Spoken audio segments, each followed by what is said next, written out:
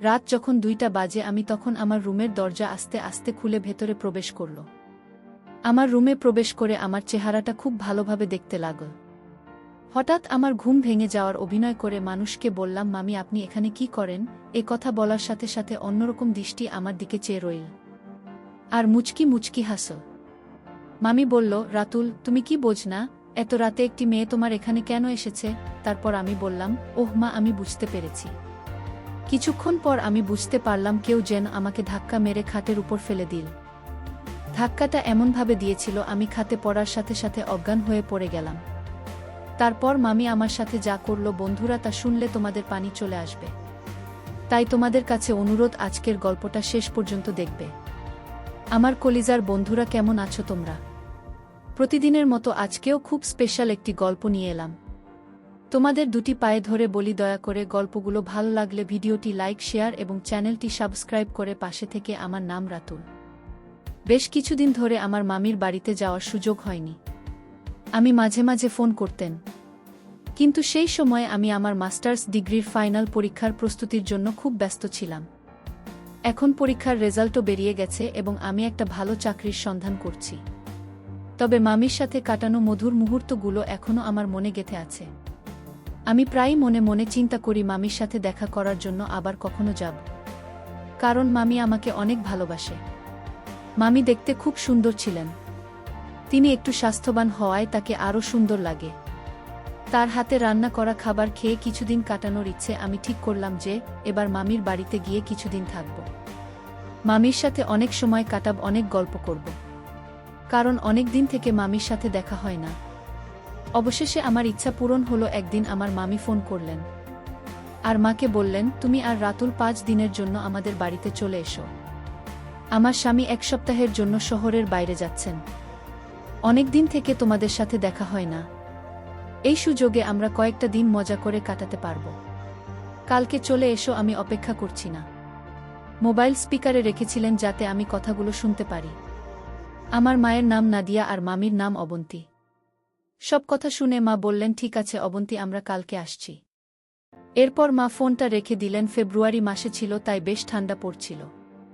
মা বললেন, রাতুল আমরা সকাল 10টার দিকে বের হব যাতে ঠান্ডা একটু কম লাগে। তবে আমরা বাইকে যাব। আমি মাকে হ্যাঁ বলে দিলাম। এরপর মা বললেন, আমি আমাদের দুজনের কাপড় গুছিয়ে নিচ্ছি। তারপর মা তার ঘরে চলে গেলেন। আমি আমার ঘরে গিয়ে বিছানায় শুয়ে পড়লাম। বিছানায় শুয়ে ভাবছিলাম, যদি মামি মাকে সব কিছু বলে দেয় আগের দিনের কথা তাহলে কি হবে, আর যদি মায়ের সামনে মামি আমার সাথে কোনো কিছু করে তাহলে পরিস্থিতি কেমন হবে। এসব কথা চিন্তা করতে করতে কখন যে ঘুমিয়ে পড়লাম বুঝতে পারলাম না। কারণ মা আমি আমার বন্ধুর মতো ছিল। তিনি আমার সাথে অনেক ফ্রি থাকত।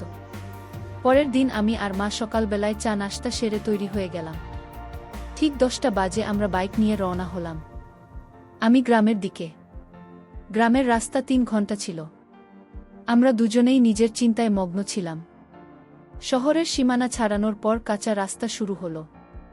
বাইকের পিছনের সিটটা একটু উঁচু থাকায় মা বারবার আমার সাথে ধাক্কা খাচ্ছিলেন। আমি মাকে বললাম, ভয় পেও না মা, আমাকে শক্ত করে ধরে রাখো।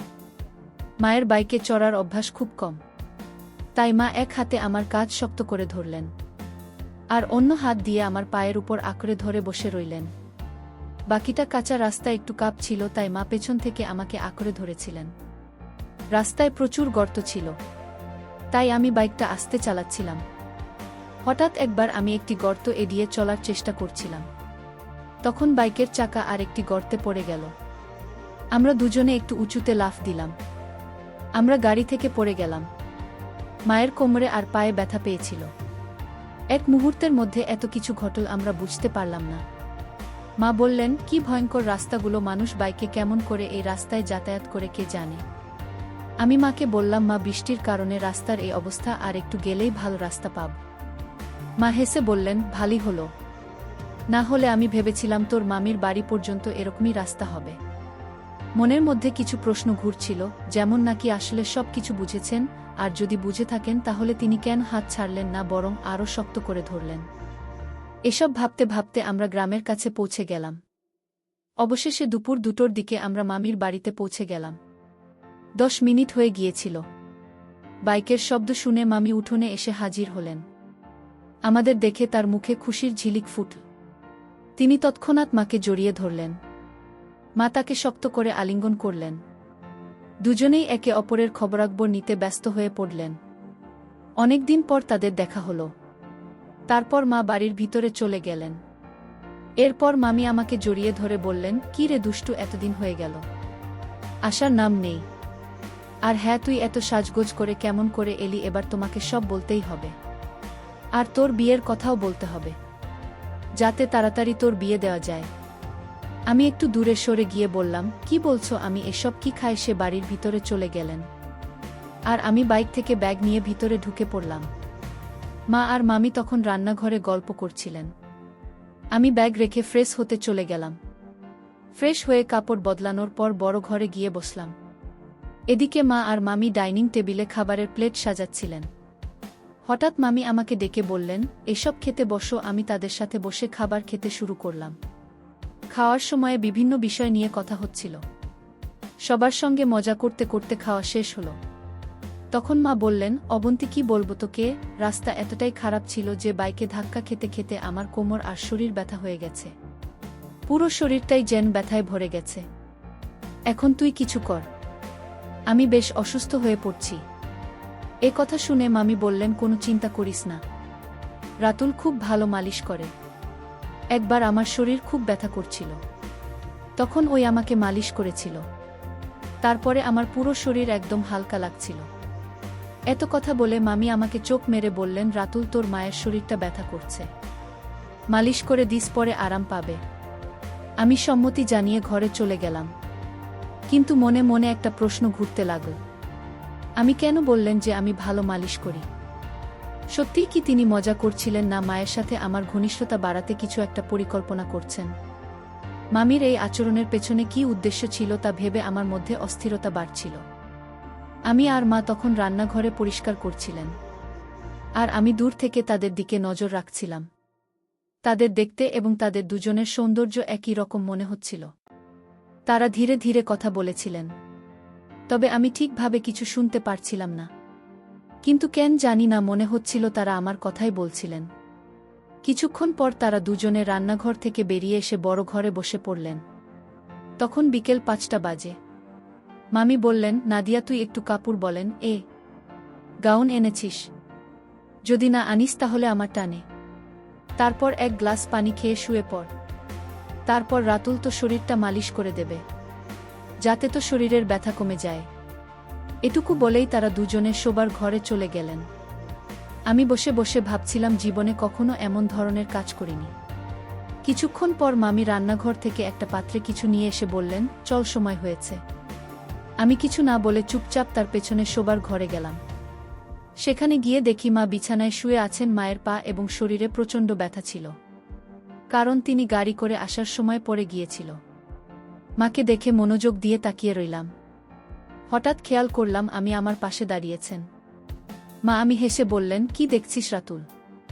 আগে কখনো কি তোর মাকে দেখিসনি? তোর মাকে একটু তেল দিয়ে মালিশ করুন, তার অনেক কষ্ট হচ্ছে। মায়ের ব্যথা কমানোর জন্য আমি বিছানার পাশে বসে একটু চিন্তায় পড়ে গেলাম। তখন আমি ছোট্ট একটা পাত্রে তেল এনে আমার হাতে দিলেন এবং বললেন, শুরু কর, পা থেকে শুরু করো। আমি আস্তে আস্তে মায়ের পায়ে তেল লাগাতে শুরু করলাম। আমি পাশে বসে মনোযোগ দিয়ে আমার কাজ দেখছিলেন। যদি আমি প্রথমে একটু সংকোচ বোধ করছিলাম, তবুও ধীরে ধীরে কাজটা চালিয়ে গেলাম, কারণ মাকে সুস্থ করতে হবে। আমার মনের ভেতর শুধু একটাই চিন্তা ছিল, মাকে সুস্থ করতে হবে। মা মুখটা একটু ঘুরিয়ে নিলেন। এরপর মামি একটু দূরে শুয়ে মাকে জিজ্ঞেস করলেন, কেমন লাগছে নাদিয়া? মা বললেন, এখন কিছুটা ভালো লাগছে অবন্তী। তুই থাকলে আজ একটু ভিন্ন কিছু করলাম। তুই অনেক কিছু জানিস। আমি তখন মায়ের মাথায় হালকা চাপ দিয়ে বললেন, এত বাচ্চার সব কথা বলছিস কেন? রাতুল তো পাশে রয়েছে, সে কি মনে করবে? মা একটু লজ্জা পেয়ে হাসলেন এবং বললেন, আরে অবন্তী, আর কথা বাড়াস না, না হলে পুরো ব্যাপারটা নাটকের মতো হয়ে যাবে। এরপর মা আমাকে বললেন, রাতুল বেশ আরাম হচ্ছে, তাই আর বেশি মালিশ করা লাগবে না। শরীরটা এখন বেশ ভালো লাগছে, মনে হচ্ছে ব্যথা কিছুটা কমে গেছে। তারপরেও আমি আর কিছুক্ষণ মালিশ করে দিলাম। প্রায় আধ ঘন্টা পরে মা শান্ত গলায় বললেন, এবার যথেষ্ট হয়েছে, রাতুল, অনেক স্বস্তি লাগছে। আমি উঠে দাঁড়ালাম। তখন মায়ের পাশে দাঁড়িয়েছিলাম। মা হঠাৎ পাশ ফিরে শুয়ে পড়লেন। তখন মামি এসে বললেন, আরে নাদিয়া, এখনও তো অর্ধেক মালিশ বাকি আছে। মা একটু লজ্জা পেয়ে বললেন, থাক অবন্তী, রাতুলের সামনে এটা করতে একটু অস্বস্তি লাগছে। মালিশ শেষ হওয়ার পর মা বেশ আরাম বোধ করতে লাগলেন। আমরা সবাই বাইরে এসে একটু বিশ্রাম নিলাম। এরপর মামি আমাকে ডেকে বললেন, রাতুল, অনেক দিন হয়ে গেল, চল ভেতরে যাই। আমি রাজি হয়ে ভেতরে গেলাম, যেখানে আমরা সবাই মিলে খেতে বসলাম। খাওয়ার সময় মামি আমাকে জিজ্ঞেস করলেন, তাহলে রাতুল, মায়ের মালিশ করে কেমন লাগল? আমি হেসে বললাম, প্রথমে একটু অস্বস্তি হচ্ছিল, কিন্তু তোমার কথায় সাহস করে করলাম। আমি হেসে বললেন, দেখেছ মা এখন অনেকটা ভালো আছে। আমি বললাম, হ্যাঁ, এটা তোমার কারণেই সম্ভব হয়েছে। মামি হেসে বললেন, তাহলে পরের বারও আরও ভালোভাবে মালিশ করে দিস, যাতে তার ব্যথা দ্রুত সেরে যায়। পারবি তো? আমি মৃদু হেসে বললাম, ঠিক আছে, আমিও চাই যে মা দ্রুত সুস্থ হয়ে উঠুন। আমি তখন শান্ত স্বরে বললেন, চিন্তা করিস না। আমার চোখ হঠাৎ আলমারির আয়নার দিকে চলে গেল, দেখি মা দরজার কাছে দাঁড়িয়ে আছেন। তবে মামি সেটা খেয়াল করেননি। আমি ভান করলাম যে কিছুই দেখিনি। আবার আয়নার দিকে তাকাতেই দেখি মা আমাদের দিকে তাকিয়ে আছেন। কিছুক্ষণ পর আবার তাকালাম। মা তখন সেখানেই। মামি আমাকে জিজ্ঞেস করলেন, কি হলো রাতুল? আমি বললাম, মা কিছুক্ষণ আগে এখানে এসে দাঁড়িয়েছিলেন। এটা শুনে আমি হেসে বললেন, দারুণ, তাহলে সব ঠিকঠাক চলছে। এখন নাদিয়া নিচে আসবে। এরপর আমরা দুজনে উঠে নিজেকে ফ্রেশ করে নিলাম। তখন বিকেল 5টা। আমি দুজনেই প্রস্তুত হচ্ছি। আমি বললাম, মামি, আমি একটু বাইরে ঘুরে আসি। মামি বললেন, ঠিক আছে, কিন্তু তার আগে চা বানিয়ে দিই, তারপর যাস। আমরা ঘরে ফিরলাম। তখন দেখি মা ও ফ্রেশ হয়ে বসে আছেন। মামি আমাকে বললেন, নাদিয়া, একটু বস, আমি চা বানিয়ে আমি তোমার ভালো লাগবে। এখন আবহাওয়া বেশ ঠান্ডা। মা হেসে বললেন, হ্যাঁ অবন্তী, যা বানাও। একটু গরম চা এখন ভালোই হবে। তবে তোমার কি ঠান্ডা লাগে না? মায়ের গলায় একটু মজার সুপ ছিল। মামি বুঝে গেলেন কেন এমন বলছেন, তবে তিনি হাসি দিয়ে উত্তর দিলেন, আরে নাদিয়া, আমাদের তো ঠান্ডায় অভ্যেস হয়ে গেছে। তোর শহরে কি আর এমন ঠান্ডা হয়? ঠিক আছে, আমি চা বানিয়ে আনি। তারপর মামি রান্নাঘরে গিয়ে চা বানিয়ে আনলেন। আর আমরা তিনজনে একসঙ্গে বসে চা খেলাম। চা খাওয়ার পর আমি বললাম, মা, আমি একটু বাইরে ঘুরতে যাচ্ছি। মা বললেন, হ্যাঁ, যা, একটু ঘুরে আয়। তোরও হয়তো গরম লাগছে, তবে বেশি দেরি করিস না, তাড়াতাড়ি ফিরে আয়। আমি মাথা নেড়ে বাইরে বেরিয়ে গেলাম। হাতে হাতে নদীর ধরে চলে গেলাম। মনটা একদম শান্ত হয়ে গেল। একটা সুন্দর, শান্তিপূর্ণ প্রাকৃতিক পরিবেশে বসেছিলাম। ঠান্ডা বাতাস আমার শরীরে লাগছিল। আর আমি নানা বিষয়ে চিন্তা করছিলাম। কিছুদিন আগের ঘটনাগুলো ভাবার ছিল। মামি আর আমি যা কিছু কথা শেয়ার করেছি, মা হয়তো বা কিছু জানে, কিন্তু মা কিছু বলেনি। সবকিছু জেনে স্বাভাবিকভাবেই চলছিল। মাথায় একের পর এক প্রশ্ন ঘুরছিল, মা কি সত্যিই কিছু টের পেয়েছে, নাকি সব কিছু ঠিক আছে? এই সব চিন্তা নিয়ে কিছুক্ষণ বসে থাকার পর আমি উঠে দাঁড়ালাম। তখন বাইরে অন্ধকার ঘনিয়ে আসছিল। ঠান্ডা বাতাস আরও বাড়ছিল। ধীরে ধীরে বাড়ির পথে রওনা হলাম। বাড়ি পৌঁছাতে রাত হয়ে গেল। ভেতরে ঢুকে দেখি মা আমি রান্নাঘরে রাতের খাবার তৈরি করছেন। আমাকে দেখে মা মিষ্টি গলায় বললেন, আমি রাতুল, আগে গরম পানিতে হাত মুখ ধুয়ে নে, তারপর খেতে বসেছি। প্রায় রাত 9টা নাগাদ আমরা সবাই একসঙ্গে খেতে বসলাম। খেতে খেতে আমি বললাম, আমি এখানে ঠান্ডাটা অনেক বেশি, আমাদের ওখানে এমন ঠান্ডা হয় না। আমি মুচকি হেসে বলল, চিন্তা করিস না, আমার বাড়িতে হিটার আছে, তোকে ঠান্ডা লাগবে না। আমি বললাম, সত্যি? তাহলে ঠিক আছে, আজ একটু আগে ঘুমাও, বেশ ক্লান্ত লাগছে। মামির কথা শুনে মজা করে বলল, তুই এত ছোট, ওর আবার কি ক্লান্তি? মা আমি হেসে বলল, আরে না, দিয়ে এত পথ পাড়ি দিয়ে এসেছে, তার উপর রাস্তার এমন অবস্থা। মা আর কিছু বলল না। আমরা সবাই মিলে গল্প করতে করতে খাওয়া শেষ করলাম। তারপর মা আর মামি রান্নাঘর পরিষ্কার করতে ব্যস্ত হয়ে পড়ল। আর আমি উঠলাম একটু বাইরে হাঁটতে। কিছুক্ষণ পর আমি শোবার ঘরে গেলাম। ঘরটি আগে থেকেই গোছানো ছিল। বিছানায় একটি বড় কম্বল পাতা ছিল, যা দুজনের জন্য যথেষ্ট। আমি কাপড় পরিবর্তন করে কম্বলের নিচে ঢুকে শুয়ে পড়লাম এবং দেওয়ালের দিকে মুখ করে চোখ বন্ধ করলাম। জানতাম অন্য রান্নার কাজ শেষ করে আসবে। তবে তখনও অনেক চিন্তা মাথায় ঘুরছিল। আমি বিছানায় শুয়েছিলাম, মনে হচ্ছিল যে তারা এলে গল্প হবে। যদিও চোখ বন্ধ করে শুয়েছিলাম, ঘুম আসছিল না। তাদের আসার জন্য অপেক্ষা করতে লাগলাম। প্রায় 1 ঘন্টা পরে কথা বলতে বলতে তার ঘরে ঢুকল। মামি আমাকে বলল, তুই কি মাঝখানে ঘুমাবি? মা হেসে উত্তর দিল, না, তুই ঘুমোস না, মাঝখানে এই কথোপকথন চলতে থাকল। আর আমি চুপচাপ শুয়ে রইলাম। আমি ঘামানোর ভান করছিলাম ওদের কথোপকথন শুনতে শুনতে। কিছুক্ষণ পর ঘরটা একদম শান্ত হয়ে গেল। আমি আস্তে করে কম্বল সরিয়ে দেখলাম ঘরের আলো নিভিয়ে দেওয়া হয়েছে। মনে একটু স্বস্তি পেলাম, কারণ সবাই ঘুমিয়ে পড়েছে মনে হলো। প্রায় 30 মিনিট এভাবে কেটে গেল, কিন্তু কোনো আওয়াজ শুনতে পাচ্ছিলাম না। আমি একটু সরে গিয়ে অন্যদিকে মুখ করে শুয়ে পড়লাম, কারণ নানা চিন্তা মাথায় ঘুরছিল। ভাবছিলাম, আমার নড়াচড়া কেউ লক্ষ্য করল কি? মা কিছু বুঝতে পারছেন? সব ঠিক আছে?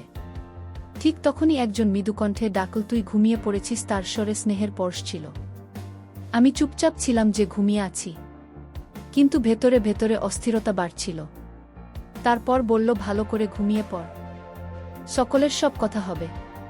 তার কথায় মনে অনেকটা শান্তি এলো এবং ধীরে ধীরে আমি ঘুমিয়ে পড়লাম। ঠিক তখন মা বললেন, এখন ঘুমিয়ে পড়, রাত অনেক হয়েছে। তার গলায় ক্লান্তির সুর ছিল। সবাই নিজের জায়গায় ফিরে গিয়ে শুয়ে পড়ল। মায়ের কণ্ঠে এমন কিছু ছিল যা আমাকে মানসিকভাবে শান্ত করেছিল।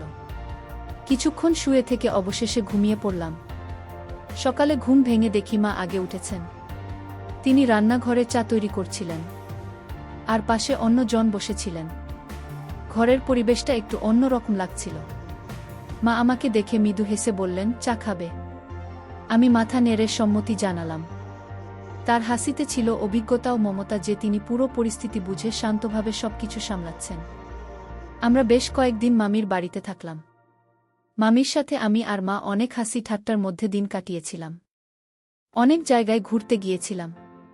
কিছুক্ষণ পরে মা মামির দিকে তাকিয়ে বললেন, আচ্ছা অবন্তী, আমাদের এখন চলে যাওয়া উচিত, অনেক কাজ বাকি আছে বাড়িতে। মা আর আমি যখন মামির বাড়ি থেকে বের হচ্ছিলাম, আমি হেসে বললেন, ঠিক আছে, তোমরা যাও। আমার স্বামীও আসার সময় হয়েছে। বিদায় মুহূর্তে পুরো পরিবেশটা হালকা হয়ে গেল। আমি অনুভব করলাম না, কিছু না বললেও সবকিছু সুন্দরভাবে সামলে নিয়েছেন। মা আমার দিকে তাকিয়ে শান্ত স্বরে বললেন, রাতুল, জীবনের সবকিছুর একটা সীমা থাকে, আর সঠিক ভুলের পার্থক্য করা গুরুত্বপূর্ণ। তার কথাগুলো আমার মনে গভীরভাবে ছাপ ফেলে।